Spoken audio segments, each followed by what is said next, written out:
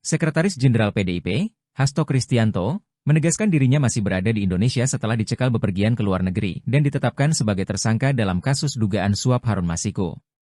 Hasto mengatakan dirinya saat ini tengah menikmati liburan Natal dan Tahun Baru.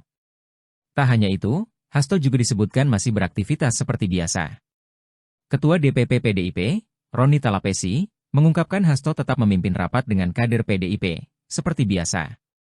Sebelumnya, pasca ditetapkan sebagai tersangka, Hasto merilis video pernyataan menanggapi status baru dirinya saat ini. Hasto memastikan ia dan PDIP menghormati keputusan dari KPK karena taat hukum. Ia juga menegaskan siap menghadapi tembok kekuasaan yang menyalahgunakan kewenangannya dalam menggerakkan aparat hukum untuk melakukan intimidasi.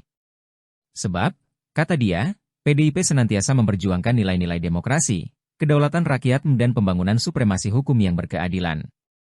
Sementara itu, Komisi Pemberantasan Korupsi, KPK, memanggil mantan anggota Badan Pengawas Pemilu, Bawaslu, yang juga terpidana kasus suap Harun Masiku, Agustiani Tio Fridelina, Jumat.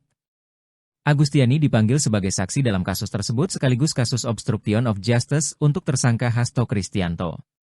Sebagai informasi, KPK telah menetapkan Hasto sebagai tersangka kasus dugaan suap penetapan pergantian antar waktu, PAW, anggota DPR RI 2019 hingga 2024 dan obstruction of justice yang melibatkan mantan caleg PDIP, Harun Masiku.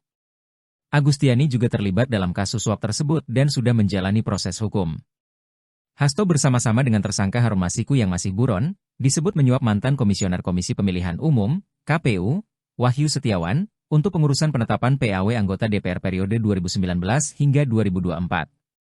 Sebagai informasi, Wahyu dan Agustiani diketahui juga sama-sama merupakan kader PDIP. Padahal, Harun hanya memperoleh suara sebanyak 5.878. Sementara, calon legislatif PDIP atas nama Rizky Aprilia mendapatkan 44.402 suara dan berhak menggantikan Nazarudin Kimas yang meninggal dunia.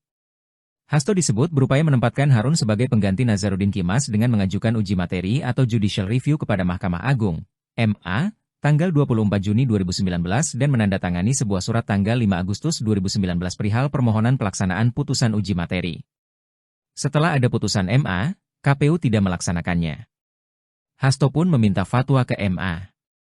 Selain upaya tersebut, Hasto diduga juga secara paralel mengupayakan agar Rizky mengundurkan diri. Namun, permintaan tersebut ditolak.